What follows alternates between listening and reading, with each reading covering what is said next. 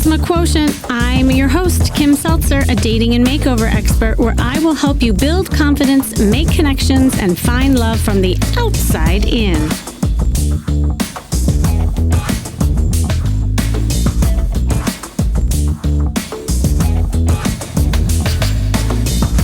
I'm back doing another episode of Where Are They Now? And for those of you who hadn't heard the first episodes of this series, I'm going to recap. So as you know, I coach a lot of people. And of course, you have heard me coaching people live on this podcast with my Coaching with Kimmy episodes. And I also have a ton of clients who I send off into the world after coaching with them. And it's so amazing and rewarding when I hear countless success stories and read thousands of emails of previous clients updating me on how their life has improved and often how they have found love. So I do these Where Are They Now episodes to inspire and motivate you by hearing what happens to people after I work with them. And whether that is on a podcast or working with them over time as clients, I hope you listen to these and get inspired by people's successes and know that success can happen to you too. And it all starts with a call. Or an encounter in this case. So today I am bringing a very special man. I mean, we were both almost crying off air as we were recalling when we first met. Oh my gosh, I worked with him way back in 2014, which is so hard to believe. And he ended up finding love. So I'm excited to share his journey with you. And I love stories like this because it shows the sticking power of when people coach with me, but most of all, who do the work, because it does take work. And I believe, so we met at this conference where I spoke with a small group of men and women, and I'll let him tell his side of the story, but um, we were talking about confidence and style, and he recognized that he needed help in this department as he was getting back out there and had no idea, where to start and even just to date. He was definitely more of a relationship person. And he needed some tweaks with his style, but really it was more about his confidence, not just approaching women, but mostly with himself, which shocked me because when you see him, he's this handsome man that you would think on the outside would have it all. But he also needed work on finding his voice and demanding more for himself. He knew that he fell into the category of the nice guy, and he found himself taking care of everyone else around him first. And then in turn, often would not get his needs met. So he had a hard time sharing his emotions. And because of that, he attracted, well, let's just say lopsided relationships and often takers. So we worked together and I was helping Paul practice standing up for himself and really seeing and owning his self-worth. He ended up doing some private coaching with me where we went shopping and then we went flirting.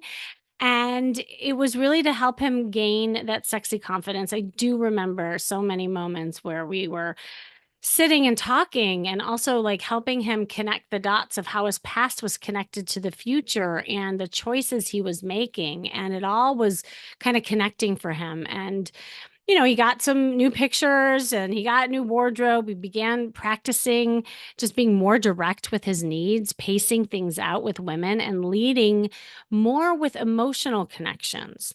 That was, I think, the key.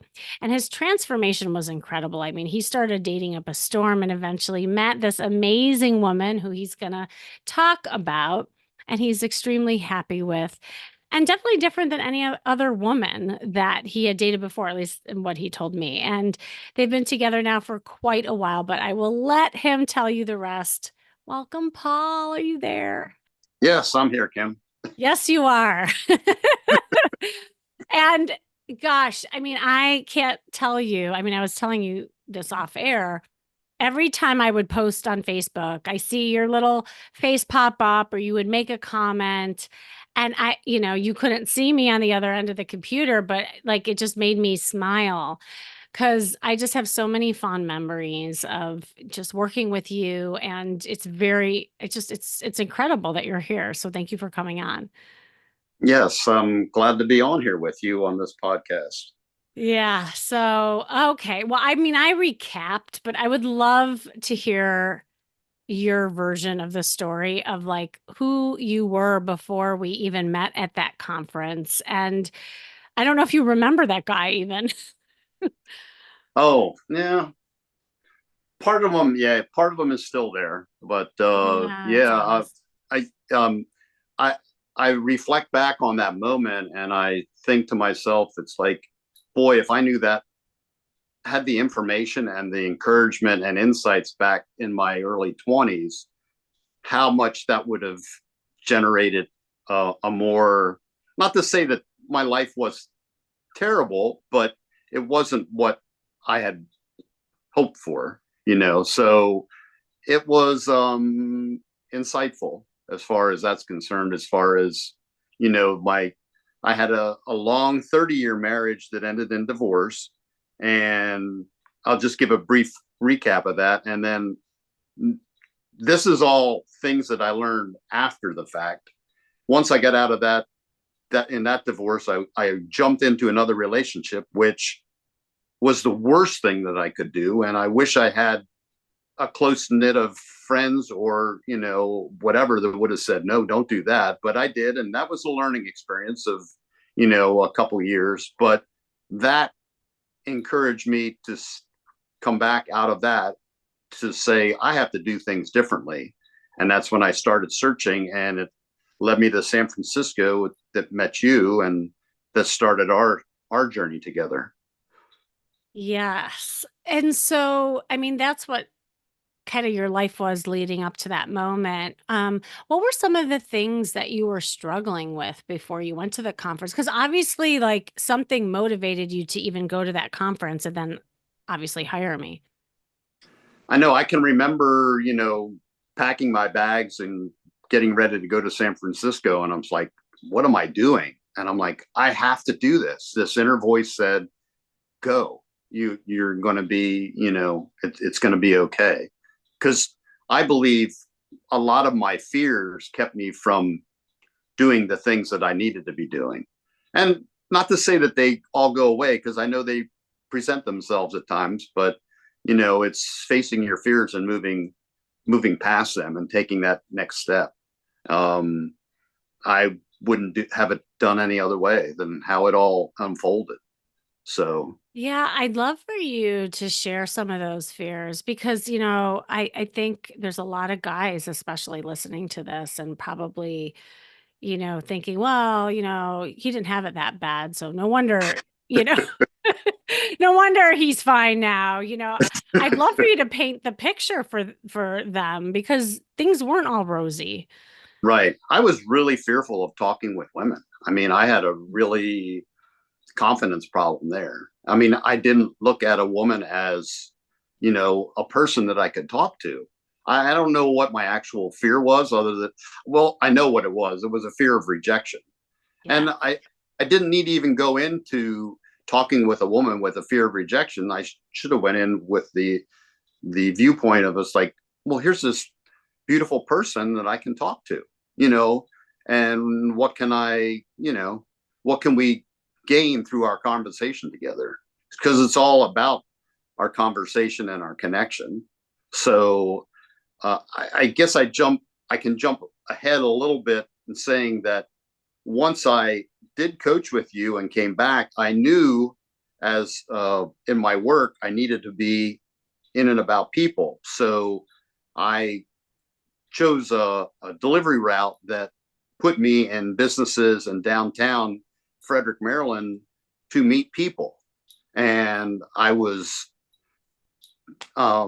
became known as UPS Paul downtown. So Oh my God, I love that. I didn't know that. Ah, it was and I mean Lynn would probably give you a different scenario as far as her perspective because we both have different perspectives. But I was possibly collecting no's, but I was not necessarily. I was having fun. It mhm. was just. I mean, I was talking. I was probably, let's see, late 50s at the time, and I was talking to women in their early 20s, and just making connection. And they share their numbers with me and I would talk with them and we, just connect. We became friends on Facebook and it was just, it was a lovely time. I mean, I still live downtown, so I actually saw one of the people yesterday and had a connection with them and talked with them outside a coffee shop. And it's like, it's nice to maintain that relationship, that they respected me for me, who I am. And I never saw myself as who I am, like I could make that connection with somebody.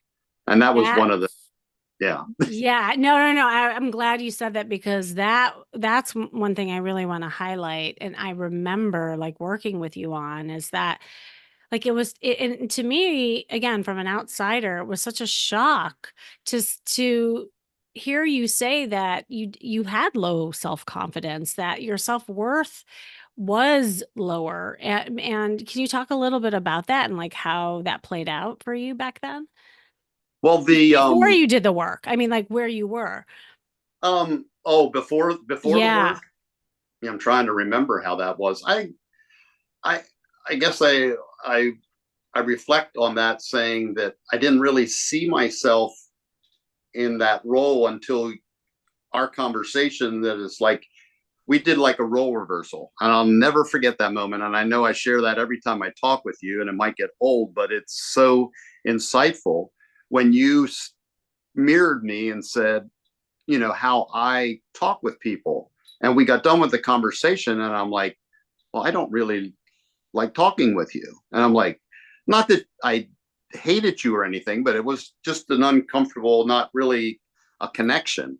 And it wasn't until that realization that I'm like, that's where I was. And now I could change that focus and move forward. But until that realization, I wasn't able to see that.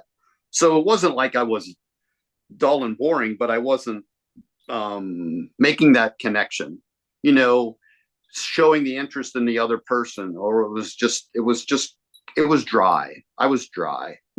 Yeah, that's a good way of saying. Well, and I think to expand on that, it's like what I was saying in the intro. There was a level of you keeping things at the surface and just talking about more like topical things and not getting personal or emotional with Mm-hmm. people, which is a very common thing, especially with men and of a certain generation. We were talking about this too, where um I think one of the reasons why it was all tied together, when it came to approaching women or even just having that deeper connection, is that you were keeping things so surfacey. And it Mm-hmm. wasn't until you were able, I know, and it's so funny because I remember that moment too. I remember even the restaurant where we were Oh, sitting, right? Like, and I remember when that aha moment came where you're like, oh, wow, and it was like a switch went off. And mm-hmm. after that, you really practicing being vulnerable and making those personal connections. And right, like to your point, look at you now, like you have a nickname on your street, because you're making connections wherever you go, not to mention this beautiful woman that you have in your life. So yeah, no, I appreciate that. And then, there was a little tweaking that we got to do with your style. I mean, let's face Yes. it, you had your UPS uniform most of the time. Yeah. Dress for work in the morning. No doubt about that. Yeah. Yeah, that was super fun to do with you. And I do remember we got you some John Vervato stuff and you were looking so amazing. Not that you dressed poorly really before, but there was like this sex appeal and updated version of you after we shopping together. That was really cool to watch. So, I do yeah. remember the one other thing with that meeting, I can pinpoint in Santa Monica at that cafe, and you were engaging with the waitress, and the waitress was actually from this area, not too far away.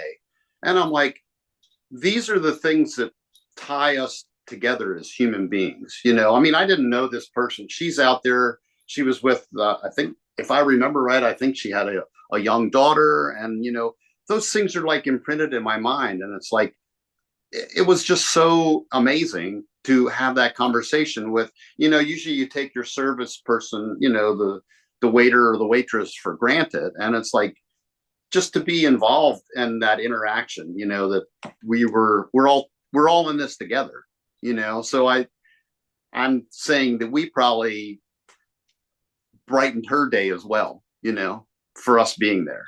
That's Absolutely. Absolutely. Well, besides some of those moments, what were some of the things that really helped you on this journey? Like maybe it was things we did together or I helped you see. your encouragement to, I mean, I remember going salsa dancing, and I'm dancing with this young vibrant woman, and it was fun, and it was like I never really viewed that I could even be doing something like that, and it was inspiring and just empowered me to just keep going forward and taking those risks. And I do believe that we as men are not as vulnerable as we should be, and we need to show our emotions. And I think it is important because we keep, and I know at times I keep things too much inside instead of being, vulnerable and saying, I'm hurting today, or whatever the feeling might be. But we've been raised to not, show those things. So, um, I'm not quite sure if there's anything else comes to mind right off that was another moment that was really, you know, that I can do things that I've never done before. Yeah. Even in my 50s, I mean, like where I thought at one point in time, I thought, I don't know what I'm going to do. Totally. No, and it's all those like risks that you took and like kind of making those bold actions that you weren't used to doing or think you could do that I also think helped build your confidence because there was so much that you were hesitating, right? Like there was so much that was adding to your fear around rejection and Right. approaching. And there was so much that was going on in your head. I mean, I think for me, that was another switch is like, yeah, getting you to salsa dance, getting you more in your body and in your clothes, and taking those bold risks and also expressing emotions. You were being more in your body and out of your head. Right. I mean, I resonate with that, getting out of your head, because being in your head at times is not always the best place to be at times. Yeah, no. Hardly ever is it really good to be in your head, except if There's you're this doing like a math problem or something like that. right, but other than Yeah. that, it's like, oh, let's just get out of that spot for sure. Yeah. I don't know if you remember this. Do you remember what happened in Whole Foods? I tell this story a lot. I was waiting if I, you I have not told that. I know I told it to Lynn numerous times. That I call it the nut story, but the nut story. Exactly. I mean, I've told the story, but so if any of you have listened to other podcasts or seen me like blog about it, this is the nut story guy. All right, so do share because it was the funniest thing ever. And I think it helped you get over the hump.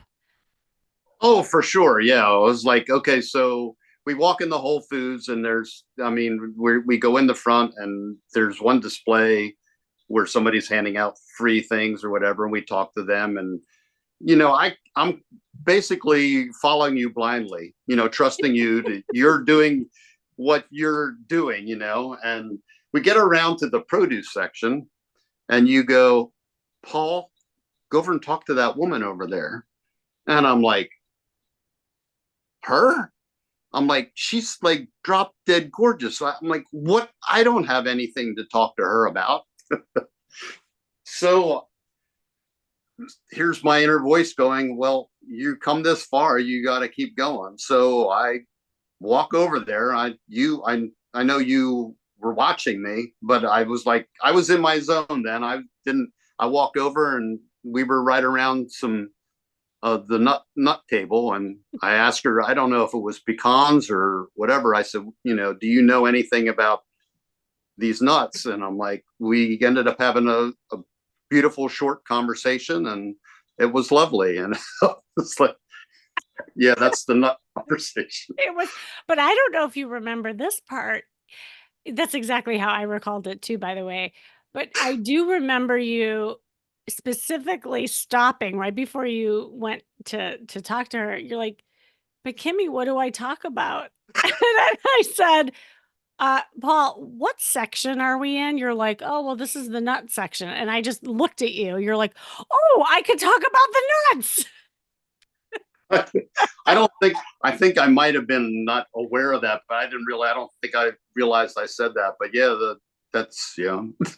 I remember. Well, and it came out of, and the reason why I remember this is that it came out of the social engagement formula that I was teaching you is that when you first approach people, kind of like use observation and look like around you to get curious about things that you can ask people questions about. And Hmm. so I think we were doing kind of that exercise, and it was again like another like aha moment. And I also love the fact that you just said, well, at that point, I was just in my zone. And that's exactly right. Like this stuff that we're talking about, the work that Paul did and everybody does, the reason why it gets easier and you might do these like bold things or take risks is the more you do it, the less anxious you become, right? Because you're Yeah. practicing, Hmm. and it's just like a muscle and you just started getting callus, on your skin. You're like, yeah, I'm in my zone. I already gone this far.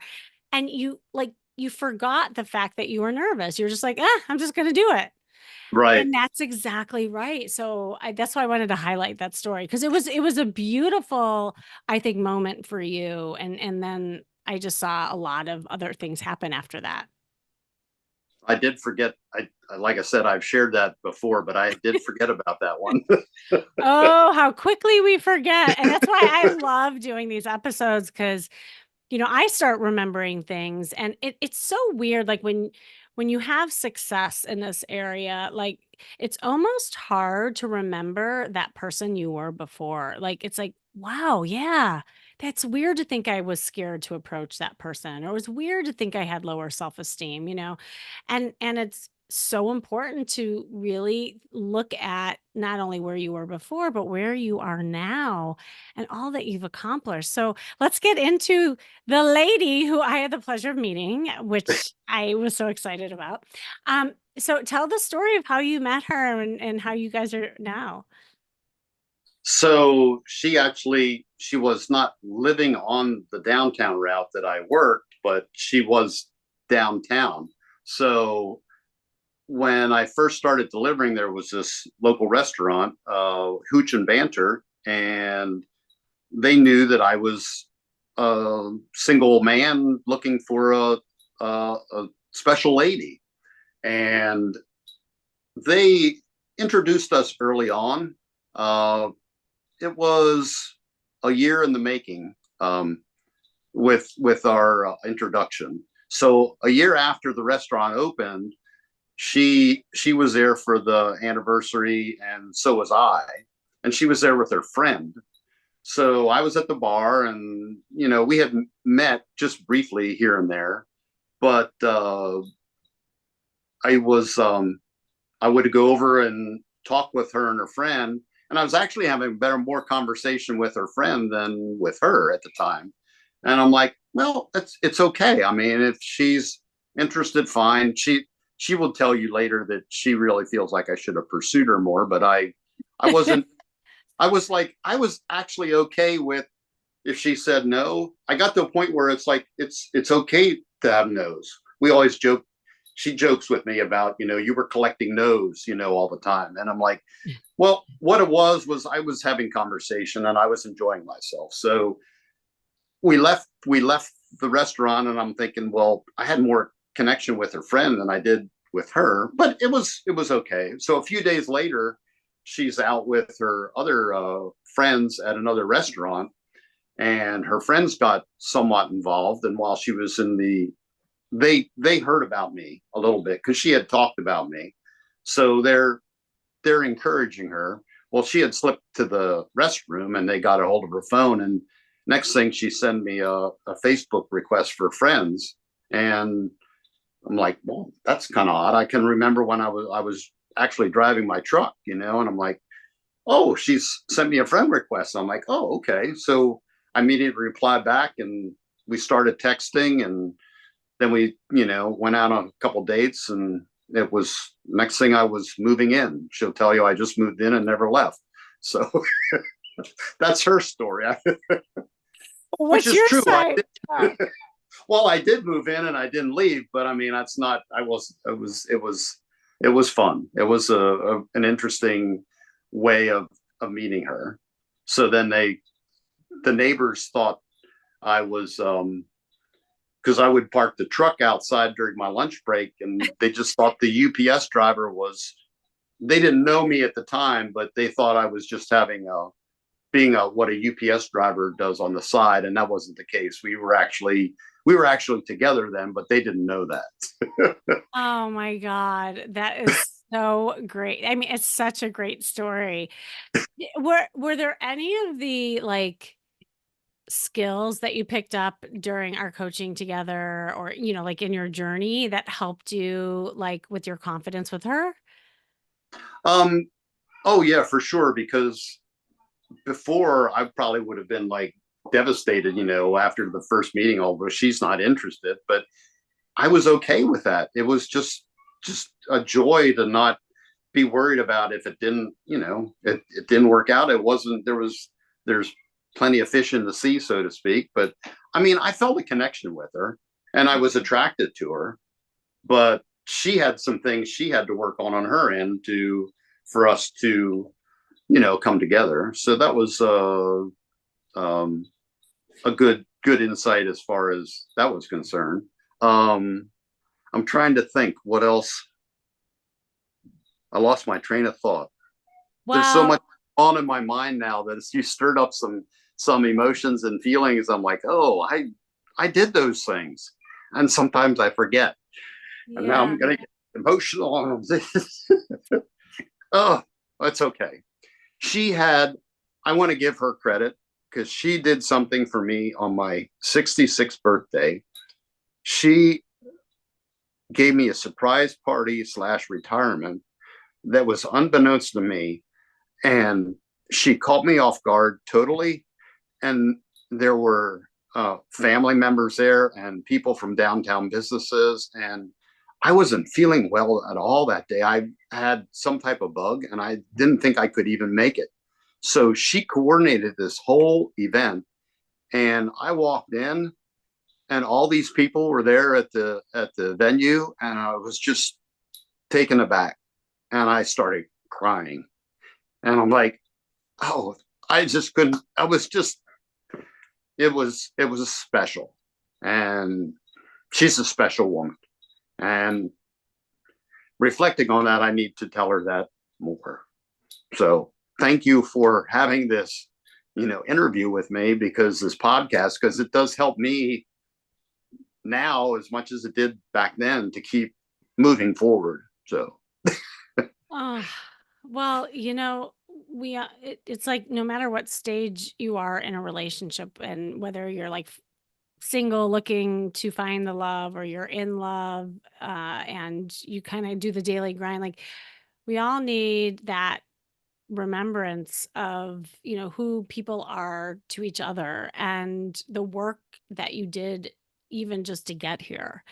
And that's why I really wanted to highlight some of that stuff because I mean, Paul, here you were this guy who was so fearful of rejection and pent up and, not able to express your emotions and put other people first to this where you are now, like this man who just, poured his heart out on the podcast, even cried and, you know, really leaned into his vulnerability and caught the woman because you didn't care about rejection. I mean, I think that's the thing, right? Like that mhm. that to me was the win is the fact that you were like, well, I don't care there's other fish in the sea and I really like you and you held your own. Like that's that inner confidence that she probably was attracted to. You know what I mean? Which is why you're here to tell your story. So it all is connected full circle and it's just so beautiful. So thank you for sharing. And it's been a while. You guys have been together how long now?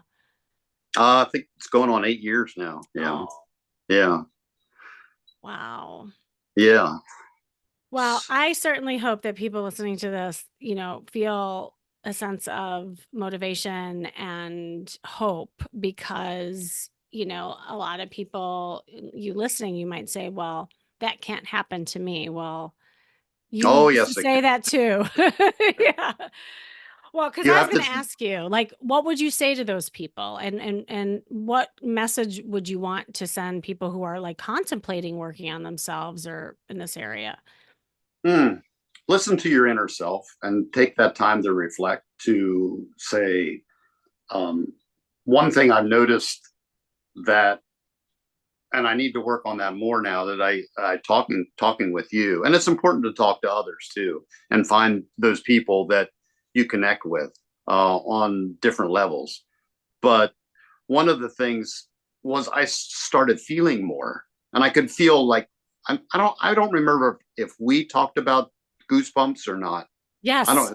I Okay, we do. did. Yes. Okay, okay. Yes. One of those other ones that's like I because I did coach with other people, and I'm not, and I Yeah. try and connect who did what, but I do remember, I started feeling, and when I'm talking with individuals, strangers or friends or people that I do know, and I get this goosebump feeling, I'm like, oh, I'm feeling I'm on the right path. I'm doing the right things. Now, I can always do more, but I also want to know that, that's just an affirmation that has helped me to keep moving forward. And it is important to take those risks and to be vulnerable. Men and women. I think women are more in tune to that, but we as men need to be more vulnerable. And that's Huge. it's It's huge. No, yeah, absolutely. And it's like, I mean, it was interesting that you were in tune with the goosebumps. There's some people who's not Mhm. even in tune with that. And I think that was like the first part of you feeling, and then being able to express it came afterwards. Um, if somebody was hesitant and they were in a place where like they were like, I don't think I can do this. Like when you saw all the people around me and you were hesitant. Remember you were saying there's a moment where you want to Well, talk about that and then give some advice around that? Well, when we first met, it's like there was something. I mean, there were other people. There was quite a few people there, probably 100, I would guess, I between think men and so. women. Yeah, And, down there. and everything was over, and you're like, if you want to do some more work with me, see me. And you were being not mobbed, but there was enough people there to justify. It's like, oh, okay, do I wait around, or like, no, I'm gonna stick this out because I've come this far. I'm not gonna back out, and I'm very thankful that I did pursue that. And it was not too shortly after that we I think it was actually later that summer that we got together. It was, Yeah. which Yeah. was really, I was really thankful because that was really the one good stepping stone that I needed to keep moving forward. So, and I, was doing lots of reading and, just asserting myself and putting myself out there. And so I guess to those people who are sitting on the edge, you more than happy. I am always an open and Kim, yeah, I've always told you that if somebody, I think I've, you know, you've had sent some people my way to say, talk to them and see if they want to continue coaching with you or whatever. And I would be more than happy at any time to encourage them, on a one-to-one, phone call. We have so much technology, video calls or whatever, to just say, take that, take that next step. It's important for yourself and for those around you too, because, I know I sometimes don't see that, but I know I affect a lot of people in my circle that I'm unaware of at times, and I need to reflect back on that. And now that I'm retired, I have a little more time to reflect. So Which is so amazing, by the way. Paul, you're amazing. Thank you. Thank you for sharing your story. Thank you for sending out support to others who may need your support. And, what I'll just end with this, one of the things I didn't realize, and this is important too, is that you met your girl like really in real life. I mean, you had to circle back to getting her number after and having that interaction on the computer. But there just to also give people hope that you can meet people in real life too. Like, you have Right. to take action. You can't just read a bunch of books and listen to podcasts, and please keep listening to my podcast, but that's not the point. It's about taking the information and putting it into action to really like create an opportunity for yourself. So I hope people got that too from your story. So thank you. Oh, you're welcome. It's my pleasure to be here with you. All right. Well, Paul, thanks again. And I'm sure people are gonna like want more of you. So thanks again.